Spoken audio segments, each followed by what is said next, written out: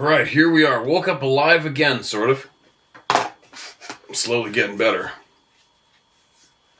Yeah, she's got me on, she's got me this prescribed goopy stuff that goes into my eyes. It's like having Vaseline squirt into your eyeballs. It's driving me crazy. And the silver spray, some kind of silver stuff. Somewhat better. But I still got that thing going on in my head. But anyway, enough about that. Hey, I got something I'm going to share with you guys, alright? I have something I'm going to share with you guys. Fresh off the press from Canada, Stan. Somebody made me aware of a woman who's dedicated her life, a lot of her time to just to being a messenger. Got to give those messengers respect, right? So let's pass on a little message here so you know exactly what's going on up here in capital K, Canada, Stan. Check this out. So I just read the story about the young woman in Ontario, a young single mom. She's 37. She had 2 COVID shots because her dad was in long-term care when the pandemic and the shots came out. So she wanted to be covered so she could go visit her dad and take care of him. And so she just decided to get a booster shot. She ended up getting the Moderna because she decided that in case they mandated a 3rd shot, she wanted to be certain that she could go and see her dad. He was in long-term care. So she got the shot and she ended up paralyzed from the neck down. So through her struggles, she went through various doctors and medications and nothing was helping. So she's been diagnosed with the Moderna causing her paralysis from the neck down now. So the government offered her medical assistance in dying. So she got the shots because she had to keep working and visit her and take care of her dad. And now they offered her another shot to end her life. Not that her life was, had to be ended, but being paralyzed from the neck down is kind of hard to live that way. And so that's our government. That's what they're doing for people. They're messing you up with the shot and then they're offering you something else just to get rid of the problem. It's pretty pathetic. There you go. There you go. Modern times in Canada, Stan, right? Modern times in the world. It's funny when you wonder, for me, when I see this, which is quite common, these stories, I just start thinking, where's the frickin' men? Where's the men? Where's that woman's brother, uncle, father that are going to go and avenge that shit? Right? Yeah, I don't think it's wrong to think that way, but I'll tell you what. If Sarah was forced to do that, and which, no, we didn't do it, but if she was, and that happened, I will guarantee you there would be some family trees getting chopped down. I'll guarantee you that. And I don't know why people aren't doing that. I'll leave it at that. Now, let's hear from the late, great Bobby Short for a minute, shall we? Let's get right into this. She has another one titled here, U.S. Marine Corps Mountain Warfare Training Center, Mono County, Bridgeport, California.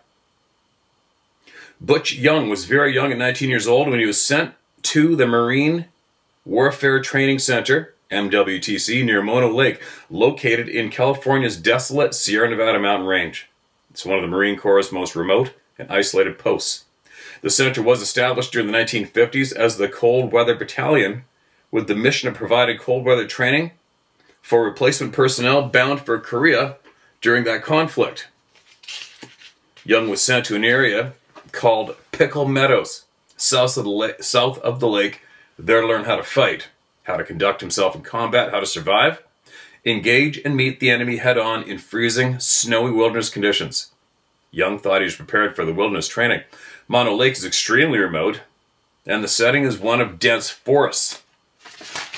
One cold, freezing night, Young and his squad were on patrol during a nighttime war game. It was cold, deep snow on the ground at an elevation of 8,000 feet.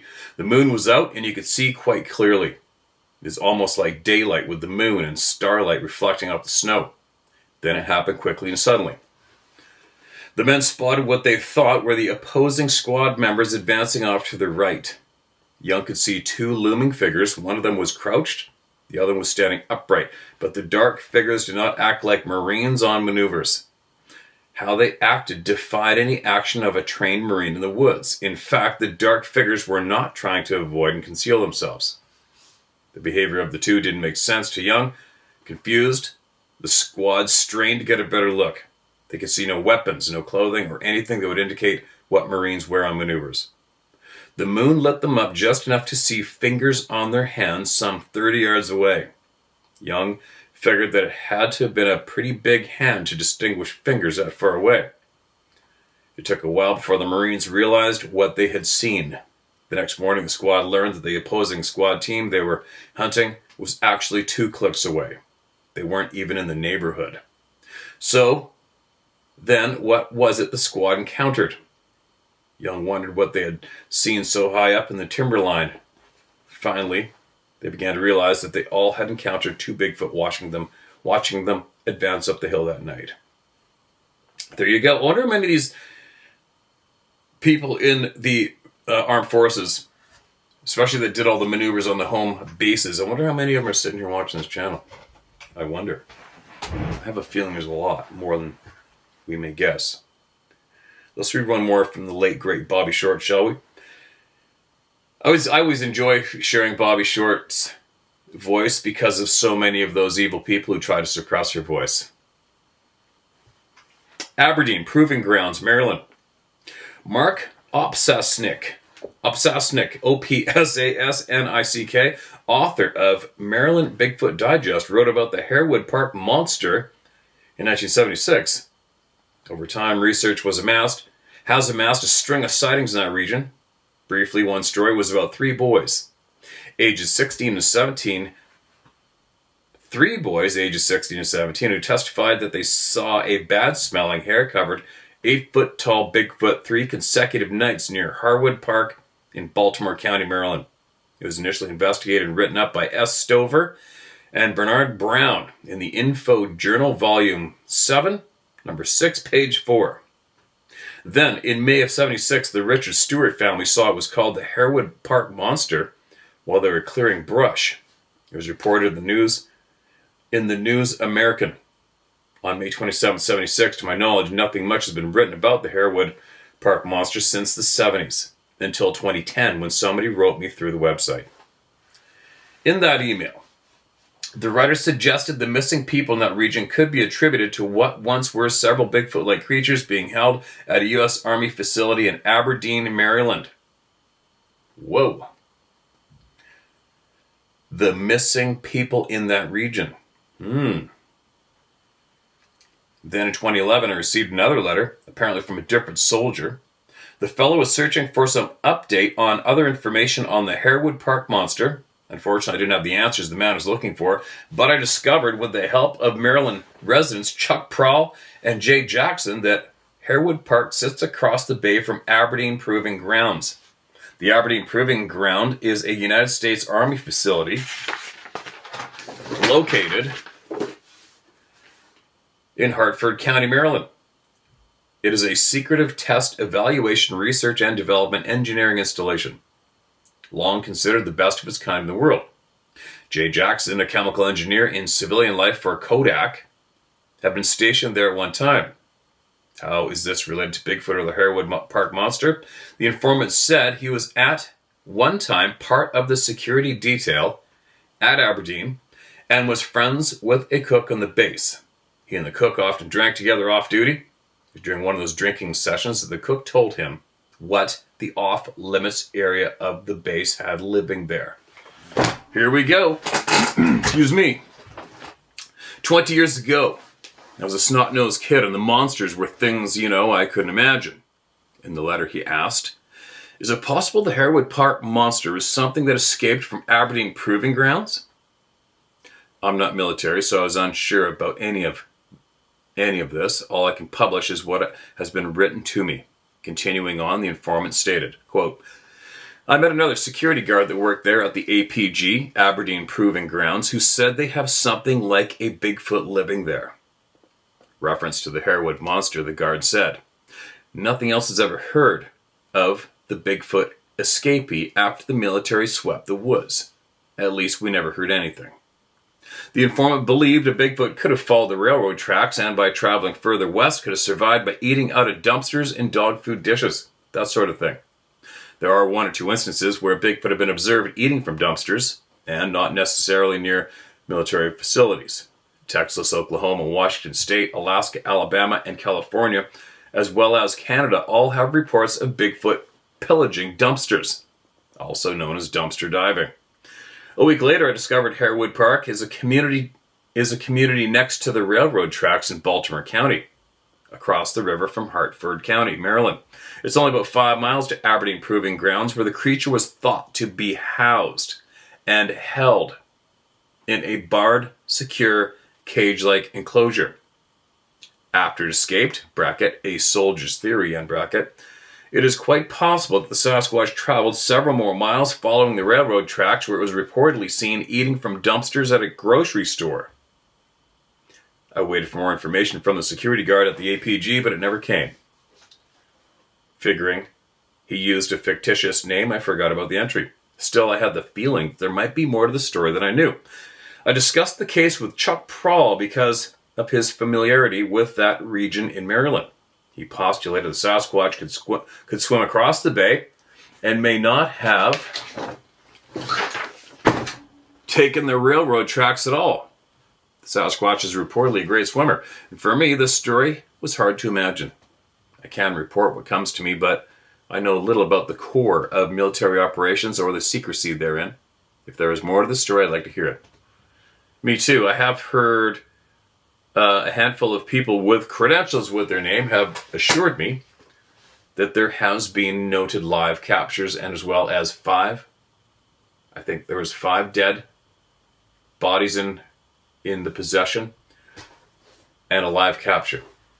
And there was a very allegedly authentic whistleblower, elderly scientist who was a whistleblower on that information. Go one more. McCready Training Center, National Guard sighting.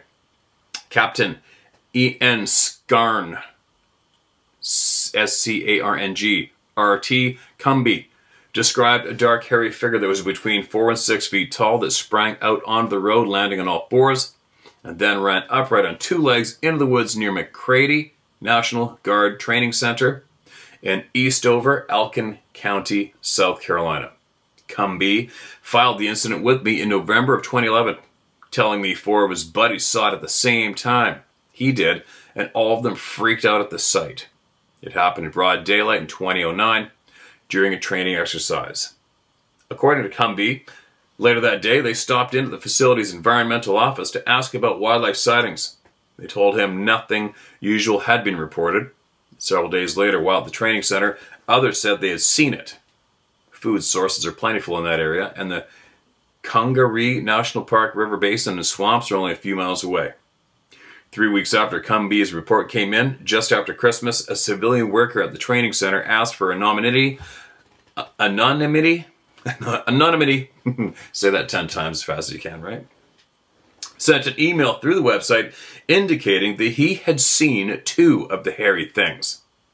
They were near McCready National Guard Training Center, once in 2007 and again in 2009. The first time he saw them, he described a female with a smaller one trying to get across Old Eastover Road in broad daylight. The worker exclaimed the traffic was heavy and many people had to have seen the 2 of them, but nobody stopped to let them pass about the informant. 2 cars behind him skidded to a stop, so he knows at least the occupants of those vehicles saw them too, but apparently never reported the sighting. The second time, a large male was at the back of the training facility late at night. The incident was reported. It just keeps going on and on and on. Man, she did some digging. Here's one more short one, and then that's it, and then I'll get back to hearing from all of you. United States Air Force Academy, Colorado Springs, Colorado. I was a cadet at the U.S. Air Force Academy in Colorado Springs, Colorado, back in the summer of '91. I was at the academy for only a few weeks and was finishing up basic training when it happened. The academy itself sits on the foothills of the Colorado Rocky Mountains. Basically, I could step out of the cadet area and I'd be standing in the mountains. There's plenty of bush, trees, and so on to conceal just about anyone or anything you want back there. One night about 9 p.m., my roommate and I were in our beds chatting about our upcoming campout in Jacks Valley. It's an area beside the Air Force Academy where we did a lot of field training. Suddenly we heard what sounded like a woman screaming her head off. It was horrific to hear. We could also hear other cadets in their rooms talking and joking around before the blood-curdling scream. The campus was basically shut down for the night, and everyone was getting ready for the next day. I remember the ambient noise being rather loud. Then this scream came. All of a sudden, you could have heard a pin drop. It was so quiet. I turned and asked my roommate if he heard what I and everyone else just heard, and he looked at me and says, "Oh yeah." He says, "Oh yeah. That's the local Bigfoot." I couldn't believe it, of course, but of course I heard it. My roomie told me about a buddy of his who saw a big hairy human looming thing drinking at a local lake. When the Bigfoot saw his friend watching, things stood up, turned away, and walked into the forest. Of course, the next week in Jack's Valley, for me, was a very nervous situation. I was more worried about getting up at night and walking to the latrine by myself than I was running the assault course. There were a few cadets that year that didn't know about the AFA's local Bigfoot. ELP Zoomy, June 4th, 99. There you go. There's a couple in here. Just a couple. A lot of respect for Bobby Short. I don't think she was on the... I don't even like using that word. Woo? I'm not going to use that word. She wasn't up on... I don't think she was game with the thoughts of these people being able to do things that we have been raised to believe are impossible. I don't think she was on that bandwagon at all, which is fine. Who cares? It's her journey, right? Her puzzle, her journey. But I believe at the time of all those reports being wrote in, basically at the time, the majority of Bobby Short and the people she communicated with were, I think, I'm pretty certain, I have to go back and read some more, but they were more of it being some type of unacknowledged animal, primate, possibly. Now, who do we got? We got somebody who needs to be heard. What's this? Mark this as red. This is titled Not Seeing is Believing. I'm a hunter and worked for the veteran PMEL and worked for the FAA in a few places around the country, Conus and Alaska. Until I retired, I never had any experiences with these creatures. I, with my son, accidentally walked into a brown bear hunting area on Douglas Island. Excuse me. Never seen it, but there was a large fresh pile of asphalt steaming in an upper muskeg field. We looked around and saw nothing in the rainforest. Hold on a minute, that's a little confusing. Might have been a typo. Let me read that again. I, with my son, accidentally walked into a brown bears hunting area on Douglas Island. Never seen it, but there was a large fresh pile of asphalt steaming in an upper muskeg field. Okay, if it's muskeg, there was an asphalt steaming, so I think the asphalt was a typo. Muskeg would have ate up the truck it would have took to dump the asphalt. We looked around and saw nothing in the rainforest. I had a 454 Castle and an odd 6. My son had a 357 and a 30-30. I knew they were too small and told my son, we'll head back down the mountain. I told my son to go back down the hill as I watched and stood guard until he could have my back. Then I walked slowly towards him as he guarded. As I came up to him, we heard a loud roar from the bear. We never seen it. All right, so basically you're talking about a large pile of shit, for sure. That was a bear, though. We continued that way down the hill until we got to the van and left. Now, our first strange encounter. We moved to Colorado Western Slope. Again, I worked high sites all over the Rockies, here and some in Wyoming. I never saw one. Now retired, I like trail riding on my YZ450 motorcycle. On a ride, my number 2 and I were riding a trail up around 9,500 feet. We were stopping to check out the lake for fishing. After one stop, I couldn't get my bike started and was kicking it over and over and breathing heavy. I would stop and start, trying to get the bike running. In the meantime, my son stopped down the trail about 100 feet in the front of me waiting.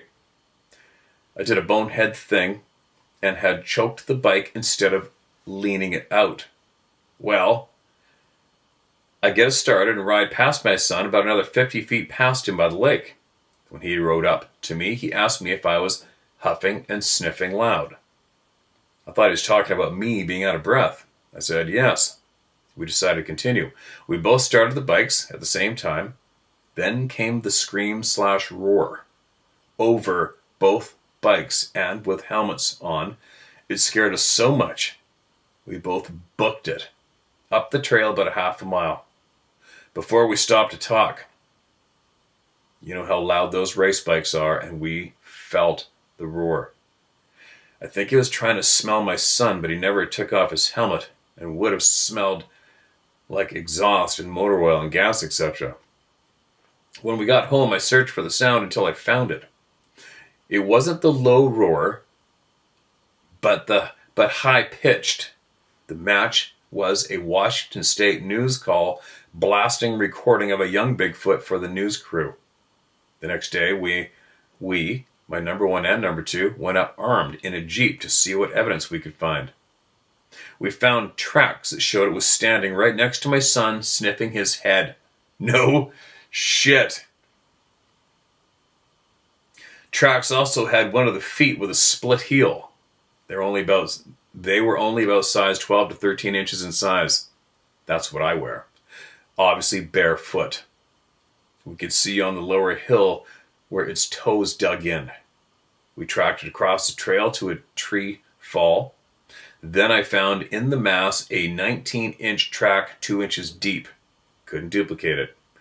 Up the hill in the timber fall was a log with evidence of a large animal sitting and eating a deer. Bones were all around the log. They sat on the log eating. In the middle of the tree fall was what I call a deer trap. Logs were placed in such a way that it was easy to get in, but not to hop out. It would slow the deer down. Also, right in the middle was the sun shining on grass visible from up the hill. The logs were also in a geometric pattern. They were placed there, as I said. As we further worked our way up the hill, I found they were watching us that morning. Under a bunch of bushes, we could clearly see where they took off in 3 different directions up the hill away. Easy to follow, heavy dew was everywhere, and crushed, trampled foliage. We found further up, aspens snapped at 8 feet to 10 feet up and moved to the open area. Next, there were 2 huge trees, stacked on top of each other, roots on opposite ends of each other. I got behind them, and they were taller than me, and I'm over 6'4", and this was easily 8 feet tall and looked like a hunting blind. We left after my son said he heard voices up the hill. These things are intelligent as hell, and they are capable of invisibility. They have mass while invisible and leave footprints and move objects while they are invisible. I have a theory on how they do it, and it is to do with the infrasound that some people say they hear. If you want more, we have since then run into these things a lot. Please only use my first name. Okay, I don't even need to use your name, man, but if you are still following the channel, you ever want to hear it? You kidding? Send away.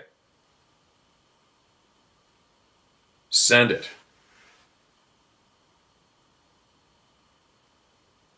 You gotta love it when people just flat out come right out and say it today about these beings being able to shut down being visible to our eyeballs. Because it's true, it's unfortunate. I've been forced to accept it, I do. And I'd be a dumbass to ignore the people. Man, oh man, would I love to have that skill, especially today. Who knows, maybe I'll get it. Here's another one. A different venue than most is the title of this email. Hello, Steve. My name is Kenneth, but Ken is preferred most of the time. Okay, Ken. Gotcha.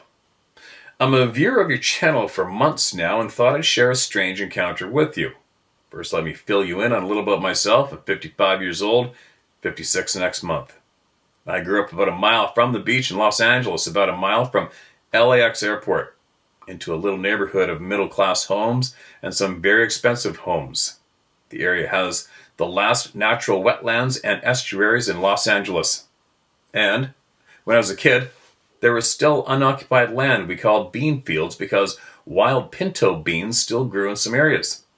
We used to ride dirt bikes and sneak our pellet rifles out and shoot at the jackrabbits and cottontails. Always missing. Kind of on purpose. Come on, you know you got a couple of them. Now, the area is developed and the ponds are gone and so are the fields. Now the story. When I was about 14 or 15 maybe, one of my best friends and I, he happens to still be one of my best friends today, and he still lives in the house he grew up in, that I spent years hanging out at.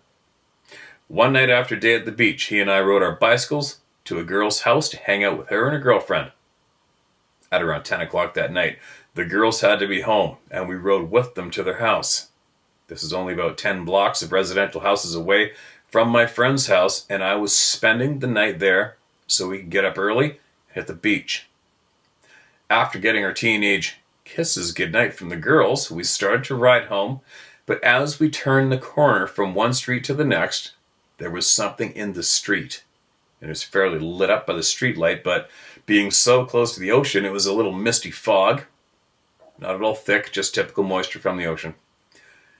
We stopped where we were, and the thing was probably 100 feet away, and it moved, hearing us. It was hard to figure out what it was. It looked right at us with a twisted face of what looked like a dog, but human-like.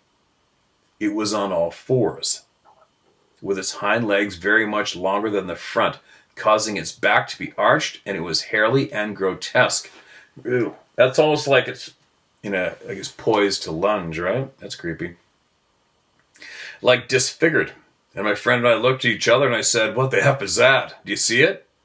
Is it a dog that got hit by a car?" And then it howled like something crazy, dog-like, but trailed off like a man in pain. It howled again, looking right at us. It was almost as if it wanted us to come closer to it, or to help it, or something worse. My friend and I both knew we needed to get the hell away from that thing fast before it finished transforming or whatever it was doing. We didn't have to say anything. We both turned our bikes around and rode home as fast as we could ride. It only took about 5 minutes or less to get to his house. We quickly put our bikes in the backyard and let both dogs in the house.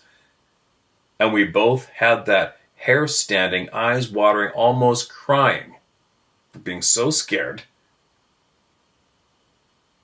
From being so scared, thing going on, and we kept looking out the windows. Okay, typo. Probably almost crying from being so scared, and things going on, and we kept looking out the window of his bedroom to see if the thing had followed us, but nothing came around. And his dogs, big German Shepherd and Husky mix, around 120, 130 pounds each, would definitely make noise if anyone or anything came near the house. We stayed awake talking about what we saw, so not to think we imagined it or that the other didn't see or hear the same things. We were scared silly, and we were both tough kids and very adventurous about checking out abandoned houses and doing crazy things. We told some people and got laughed at, or whatever, and we both stopped talking about it, except to each other. To this day, we both get goosebumps and that creepy feeling when we talk about it. Dogman, werewolf, sure was. That's for sure. I'll add a quick story from the two of us. I'll add a quick story that the two of us went through not long after that encounter.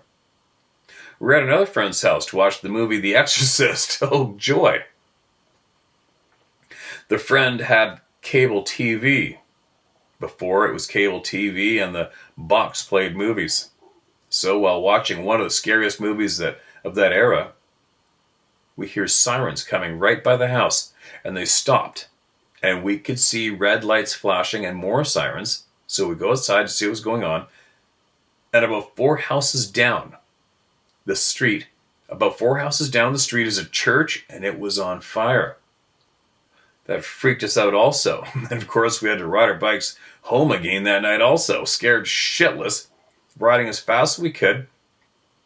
And I was going home, so I had about another 7 or 8 minutes of riding alone through the neighborhood. I never rode so fast while looking everywhere for anything crazy.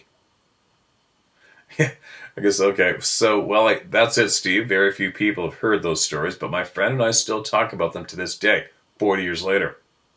Thanks for doing what you do. Sorry to hear about macaroni, but we'll see our pets and friends and family on the other side. God bless you and stay safe. And here's another one. Another paragraph. Steve, I forgot to mention in my first email why I brought up the wetlands and bean fields around my neighborhood in the middle of the city. I did because there is all kinds of wildlife in those areas. And in the neighborhood, red fox, coyote, bobcats, raptors, owls, raccoons, snakes, vermin, rabbits, and many other things for sure. So, strange creatures could exist without detection, even in the shadow of one of the world's busiest airports and Marina del Rey and Venice Beach on the other side of the wetlands and open space to the airport safety perimeter from the runways. Just thought I'd let you know. Thanks again. Gotcha, man. Appreciate that. That'd be a little creepy being a kid watching The Exorcist and all of a sudden there's a church on fire down the road at the same time. What the F? And there you go. There you go. All right. I know there's a whole bunch unread in this folder. Just got to find them again. I just found another one surrounded by red emails. Not marked as red, so. Steve, I've been watching... Oh, it's titled Ignorance is Bliss. Steve, I've been watching your channel for about a couple of years now. Appreciate what you're doing for everyone. Not to mention the awesome scenery in which you are filming. Since I am now a senior at 77, most of my outdoor adventures are now undertaken vicariously by watching channels such as yours. Thanks. Yeah, and I apologize I haven't been doing as much lately, but I'll definitely be taking everybody back out there soon. Appreciate the kind words. My experience isn't as dramatic as many of the experiences I've heard you read, but it was very real and made a permanent imprint on my memory. It was the winter of 87-88. After work on Friday, took my dog, a German Shepherd mix named Osage. Sorry, you know I suck at this. And my backpack and drove from Lexington, Kentucky, eastward to Daniel Boone National Forest. I headed about 50 miles to the southwest of Cave Run Lake to an area called Pioneer Weapons Hunting Area. Although I was not a hunter, I enjoyed the area for its solitude and the variety of wildlife. There was a dusting of snow on the ground with leaves visible. I parked on a ridge at trailhead number 112, Big Run Trail. The trail wound a couple of miles down to Big Run Creek, which flowed along an old logging road. The trail went along the creek and eventually crossed over and went up to another ridge. Well, when Osage, I'm going to call it Osage, and I reached the creek, I took my backpack off and proceeded to walk up the trail looking for a good camping site. It was late in the evening, sky was overcast, and light was quickly fading. As I walked, I heard what sounded like a single-engine airplane, but then the engine cut off. Then it restarted. Now, I had been a crew member of an anti-submarine warfare aircraft in the U.S. Navy, and we practiced what we called stalls, shutting off the engine and restarting in midair. So I thought that is what I was hearing. However, as I continued walking, the frequency of the stalls increased to the point I realized this couldn't be an airplane. My next thought was maybe there was an oil pump or gas pump of some sort, although I'd been on this trail many times before and I never heard this. As we reached the place where the trail crossed the creek, there was a lot of very thick brush straight overhead, and I heard something slowly walking on two legs, breaking twigs, and then a loud, prolonged, dog-like growl. My first thought was there was a hunter in there with a dog. Then I thought, no dog growls that loud.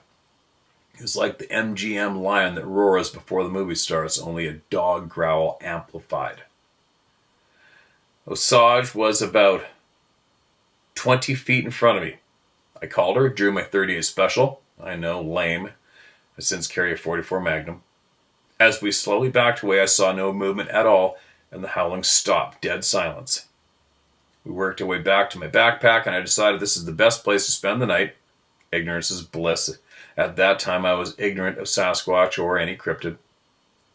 It was getting dark, but I didn't want to put my tent up and restrict my vision, so I made a lean-to out of my ground sheet. I propped my backpack up for backrest, built a fire with arm's reach, and cut enough wood to keep the fire going all night. Osage would have heard anything approaching in those dried leaves, and I had my 38 next to me. Nothing happened the rest of the night, and I fell asleep. The next morning, I went back down the trail to investigate, but found nothing. I got to thinking about what I had heard. The only thing I could think of was maybe it was a bear, although bears were not common in central Kentucky at that time. Some weeks later, I went to the ranger station at Cave Run Lake Dam and asked if there might be black bears in the area.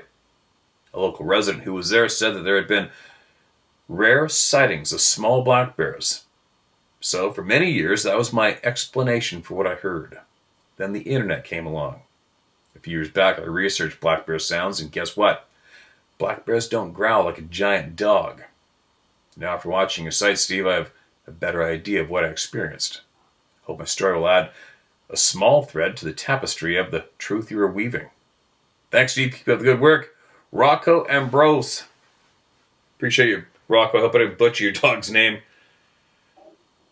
And let's see who or if or when you may knee-jerk somebody from the same area to email in. Right?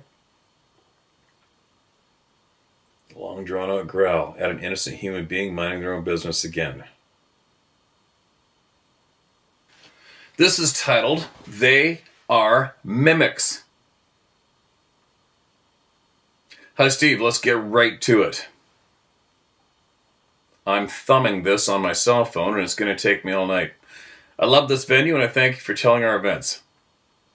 Excuse me. I'm Keith. I was born in 1966, and from 1969 on, I was in the woods hunting, fishing, trapping, snaring, hiking, biking, and photography, and one season logging. In 2009, May 12th, it was Sunday, Mother's Day.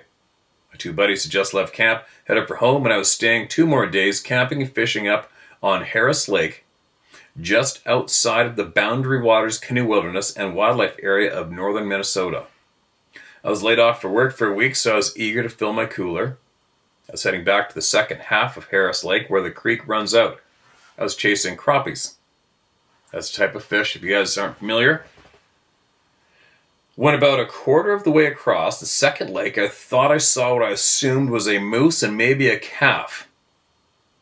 Like, quartered to me.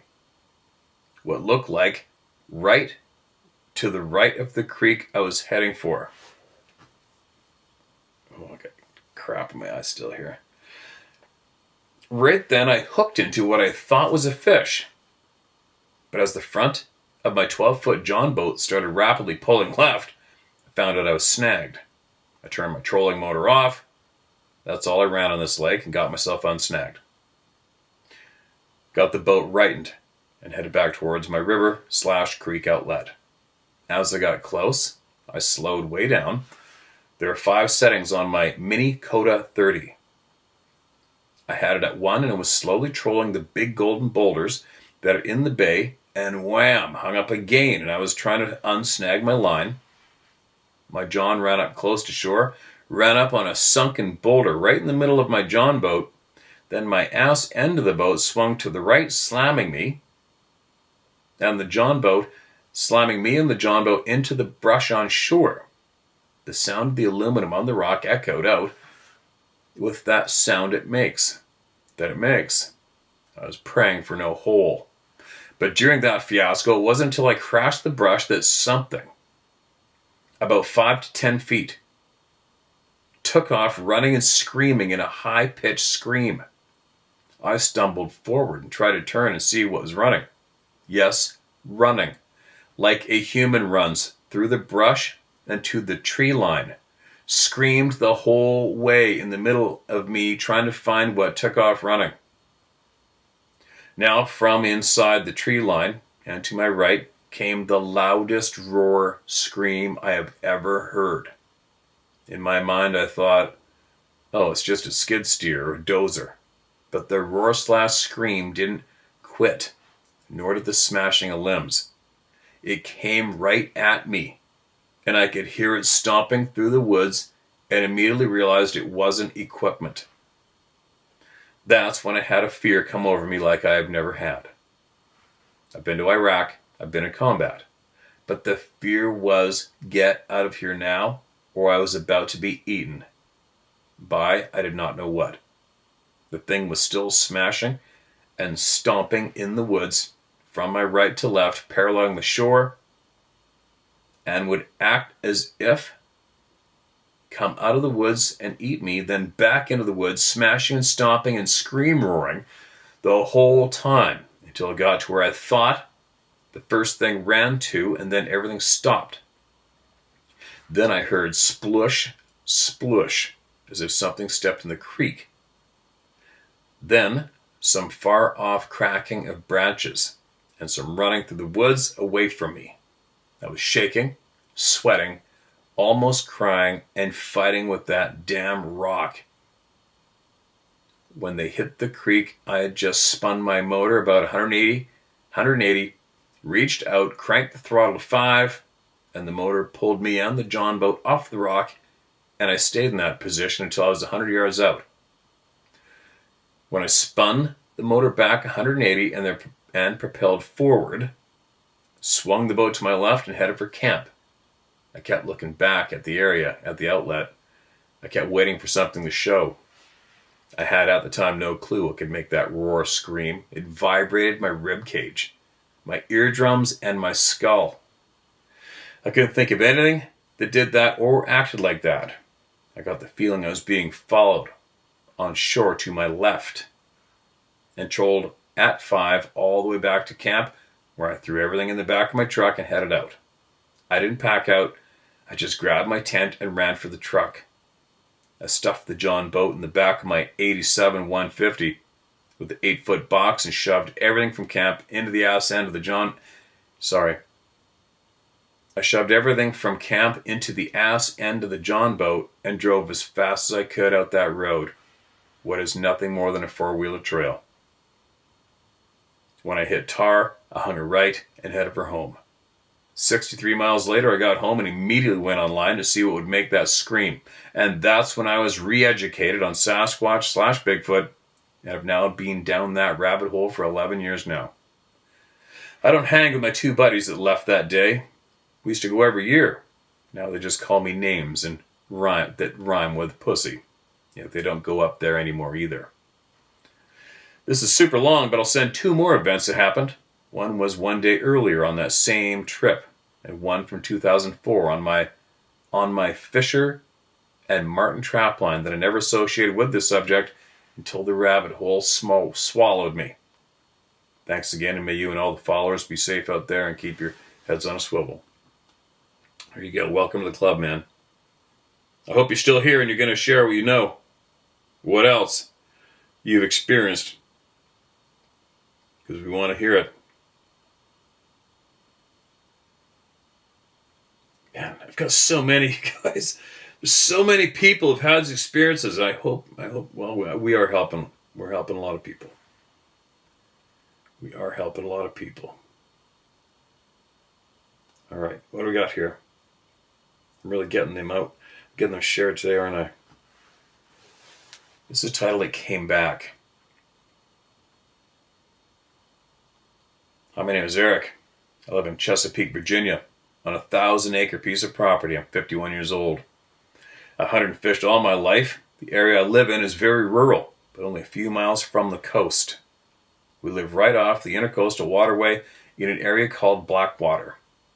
The only thing that I've ever been afraid of in the woods are mosquitoes, LOL. We have lots of deer, bobcats, coyotes, bear, and a good number of turkeys.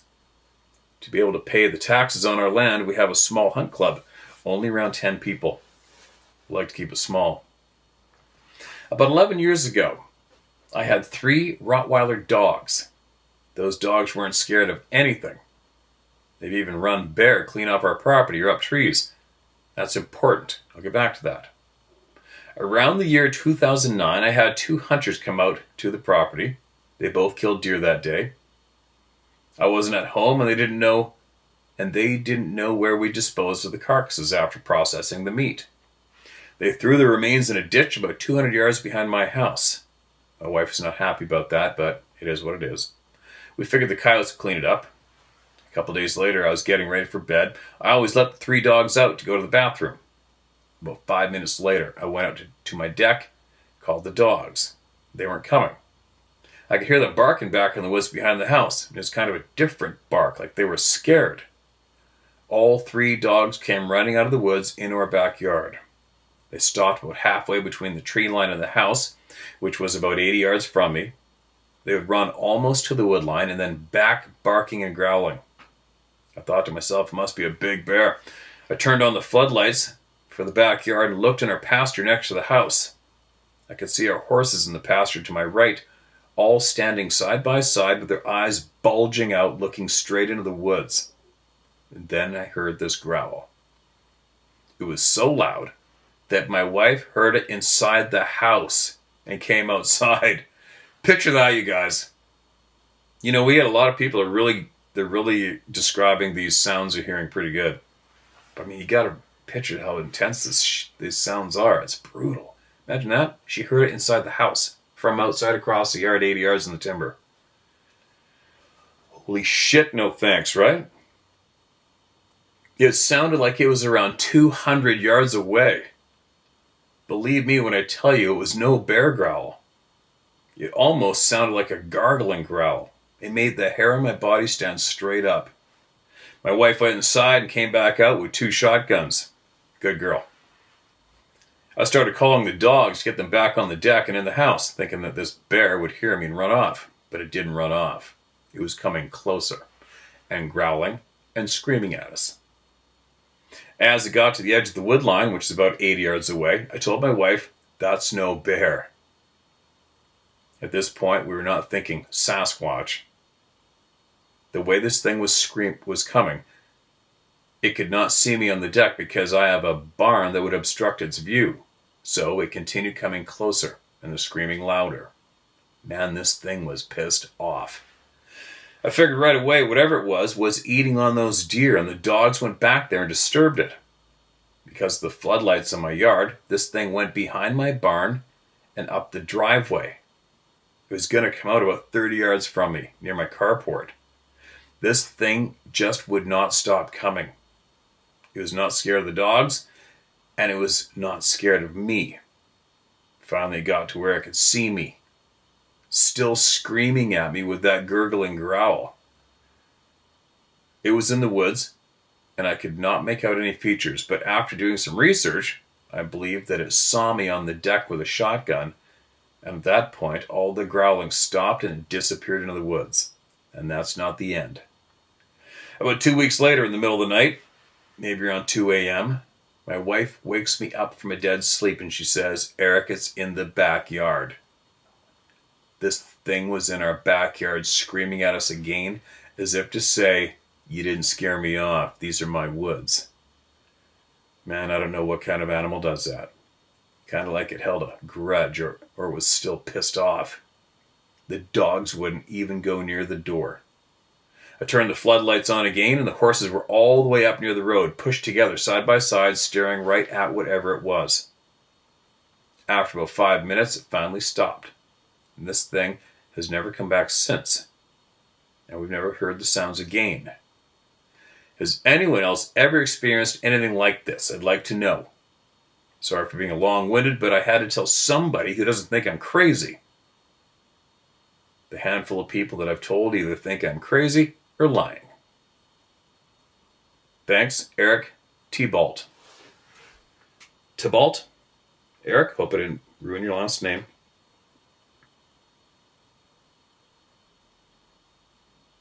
People don't want to hear about it. They don't want to know. They don't want to acknowledge it. They don't want to have this be real.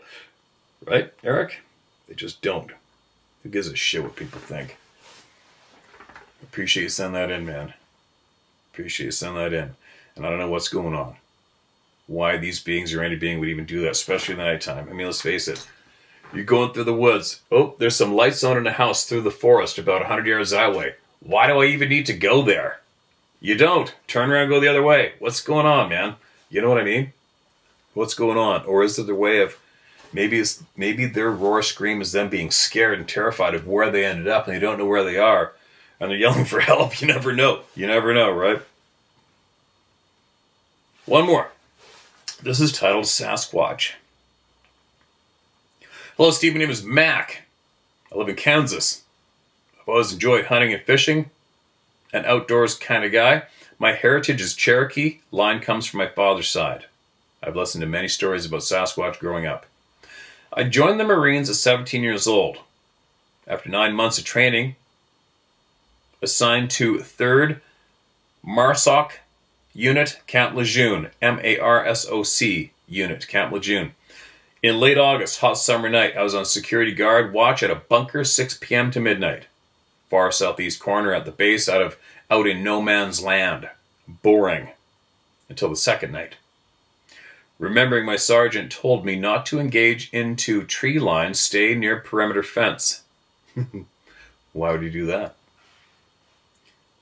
Just right at nightfall, this loud screaming, howling sound. I thought, what the hell is it? The timber and pine trees were shaking. It never broke the tree line. Fear struck me. My heart rate was so fast, I could hear it in my ears. I became cautious. I'm standing here with a loaded weapon. It wasn't a bear or mountain lion. I know what they sound like. I looked at my watch and stopped at 11 p.m. I don't know how long I was standing there. I continued to front of the bunker, looking back over my shoulder, like had a nightmare in my mind. The perimeter fence sloped down in the front of the bunker. I crossed over on the high side, looked down bunker. There's a dim light near the doors. I was standing in front of the doors and side fence, every bit of 10 feet tall.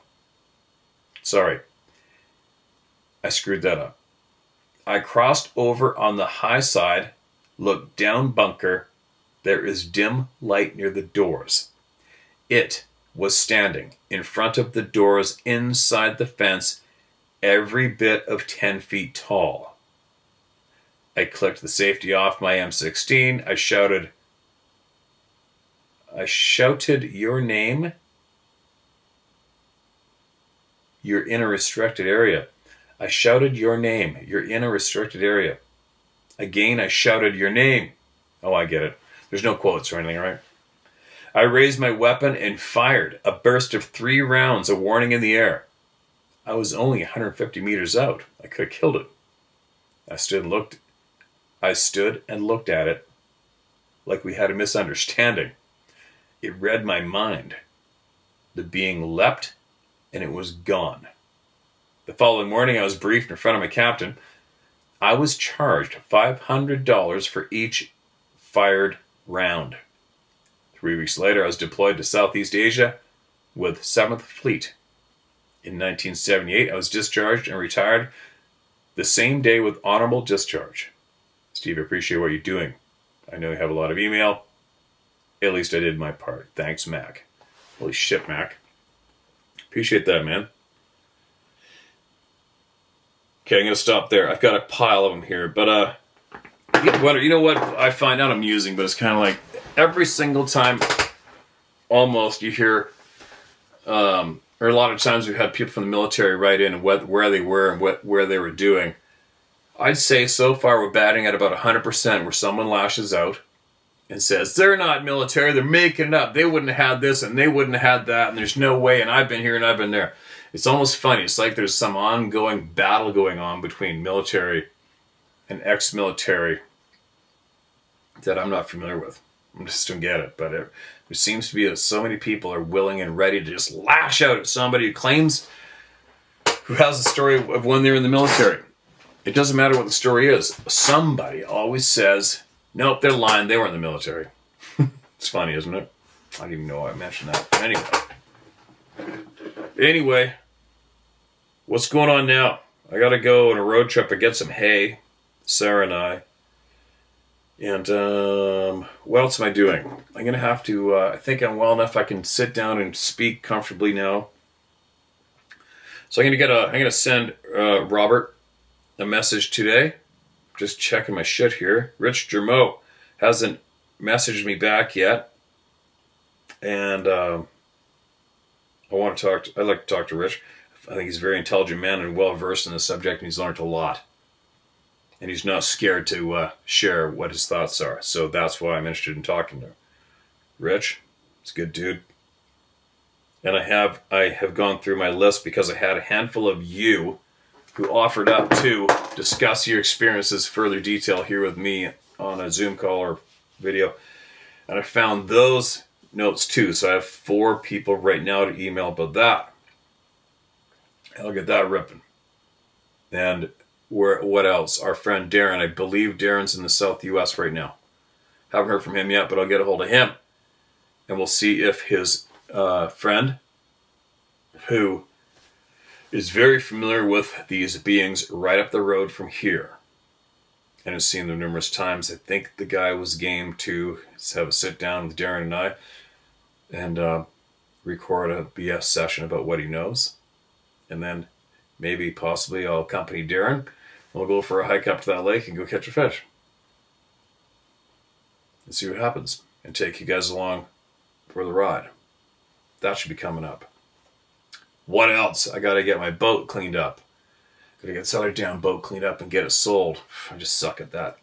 And then Sarah's booking the days for fishing with me this summer. Starting in May, I think, is my first fishing days. So you got from May, June, July. I think some of August. Yeah, May, June, July, August. I will be available to fish a handful of days for salmon and halibut on the boat. I think that's all I got for right now. So, off we go. Share my story at howtohunt.com. Get that in. And think about it. When is everybody going to have enough? Right? About being violated. My God, so many people get a hold of me with not with unrelated stories to this main topic, only because they know that I'm a truth seeker and I love to expose the bad guys. But the amount of shit that's being imposed on us here in North America, let alone the rest of the world, when's everybody going to have enough, man? You know what I mean? When are you going to do something for real? Do something about it. What can I do? You speak out loud and you tell your children the truth. That's how it changes. You raise your children with honesty and the truth. That's one thing everybody can do, and I hope you're doing it. I really hope you're doing it. Share with your children what the bad people in the world today are doing and have done. Make sure you just pound it into their heads, and it's honest truth, all right? I'm babbling. Obviously, I got lots in my brain, and it usually rips around there pretty good at a fast pace. And I gotta get ripping. I'll heal up, and my brain will be a little more smoother next time as we go, hopefully. Share my story at howtohunt.com. Get your knowledge shared here, all right? Expose the bad people here through me. I'll do it. I'm all over it. Actually, there's one more mention. I created an additional channel for this with the clips. So for all of you who get annoyed from me speaking of other topics or babbling, or even the intro, we've got the shortened up emails, individual ones on this channel, all right? So there you go. I did it. It's not too hard to do at all. So the link to that channel is in the description of this video. So there you go. It's the clips. No intro, no babbling. Just the goods. All right? There you go.